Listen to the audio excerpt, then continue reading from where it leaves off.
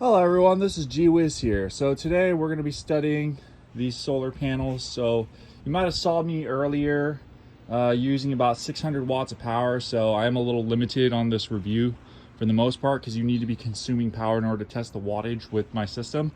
But these are 320 watt, 24 volt panels. I have two of those. Those panels are currently generating about 180 watts of power. These panels, I have them paired with another four 12 volt panels. I'm going to be showing you the difference between those panels and the other panels. I have some panels on my roof as well. You might have seen they're producing 289 watts of power. That's like my main source power right now. And the solar panels that these ones appear to be these over here combined with these over here. But because these ones are slightly in the shade, I'm actually getting a different type of voltage. The voltage should read around 75 to 80 voltage. But yeah, that's just one of the disadvantages to pairing something. Pairing these solar panels can be kind of risky because you could lose a lot of wattage. You're better off just getting separate controllers for each and every single setup. I've noticed that with these four together, they produce about 80 volts, and the 12 volt panels over there produce about 75 volts. And so far, their wattage that they're able to produce is actually fairly similar. But yeah, since we're only using about 600 watts of power, let's count. We have about 289 here, 160 here, and 180 over there. That's over 300 watts plus around 290 watts here.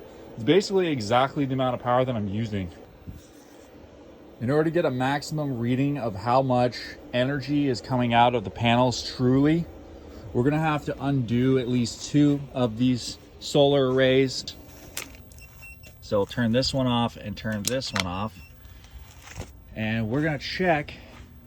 So as you can see here, the panels here are only producing, all right, now I don't have that one plugged in over there because I need it to be in a series of four in order to give you a good comparison. And that one's in the shade, so maybe I should move that one out of the shade a little bit more. But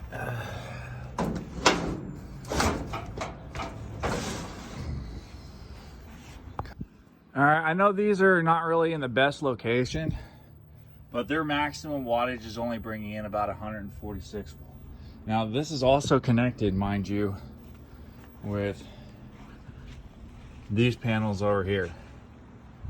So next, we're going to do that. And we're gonna plug in the next solar panel instead and test that one. All right. So for these, this is going to be the solar panels that are on top of the awning. The ones on top of the awning are currently bringing in about 350 watts, which is slightly more than they were before, with 25 amps, which is fantastic actually. And now let's try those big panels over there. All we gotta do is unplug this, plug in this. Now we're gonna see how much the big panels are bringing in. Give it a second. Starting up. What? 200. 300 watts. Wow, 200 watts. Okay. So these are able to store a lot of energy because they're large panels, but together they're actually only bringing in about 200 watts, which is impressive for about $700 to $800, I guess. They're producing a little under half the panels on the roof. The panels on the roof, I got them for like 50 bucks a piece. You get flexible panel, $50 a piece, $100 a piece. That's $800 there. You get these two panels, like $400 a piece, $800 there. So the wattage value the flexible panels are actually the winner when it comes to wattage for money. These panels, I still need to run some more tests, but so far the 100 watt panels are disappointing. I would recommend 400 watt flexible panels if you're new so far. Okay, you guys, I just found a huge discovery. I'm bringing in 264 watts with 65 volts of energy being used, which is a better efficiency so far than the flexible panels actually. And the reason why I was able to get different results is because I put the glass panels flat on the ground. And as you can see, these ones are still bringing in 160. So honestly, I think the winner is actually the 100 watt glass panel, even though I said the flexible panels were the winner. These ones are clearly bringing in the most efficiency for your money. Okay, so the approval is a 100 watt Renogy or the 100 watt new Powa. I have new Powa because it's a better price, and honestly, for the amount of wattage that I'm getting, I'd say just get 100 watt glass panels. All right, so I've tested the wattage coming in from the big panels, and I'm only getting about 220 watts.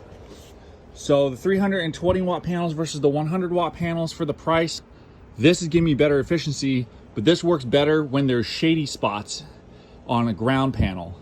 This does not work well on the ground. It works better probably on your roof or an awning only.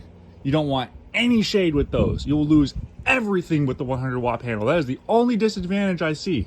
And that's the biggest advantage of the flexible panels that I have on the roof. The flexible panels on the roof, guys, you can have a little bit of shade, you'll still get the wattage. So if you're a beginner and you need something light and easy to install, choose a plastic 400 watt flexible panel to get started with, because it's still really cheap. You can get it as low as 50. You can also choose a 200, because we've seen that 200 and 400 watt don't really vary too much when it comes to the wattage from this experiment, right? So you can get the 200 watts at $40 a piece, or you can get these 400 watts for around 50 to 100. I got them for 50, but with, you know, shipping, it was like an extra 50 bucks. But so these are really good with shade. These are not. These are good with shade. Those are terrible with shade, which are another 400 watt 12 volt. The ones on the roof are an 18 volt. So the winner is going to depend on whether or not you're in a shady area. If you're in a shady area, go with flexible. If you're looking to expand this on your roof for a cheap price, go with the 100 watt 12 volt panel. You get the most bang for your buck right there. Okay, so right now the wattage from big glass is 223 watts. We're gonna unplug that and test the other panels now, just to give you a quick refresh of everything that we've learned so far. So unplug this, plug in this. All right.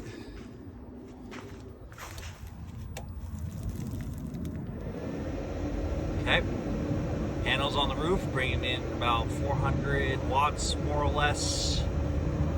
Pretty consistently 400 watts. So getting about 50 watts per panel. Getting about 65 watts from the glass, and getting about 90 watts, 90 to 110 watts from the big glass. One more. Let's test actually the 12 volt glass real quick. Okay.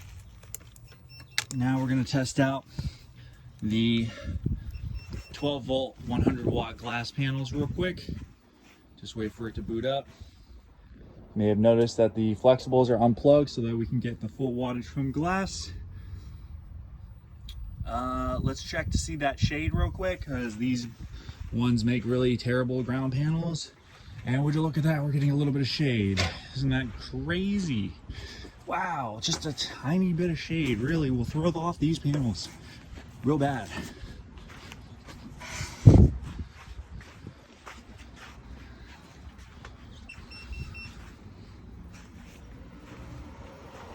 All right, so we're getting 270 watts at 53 volts, 20 amps from the 100 watt glass.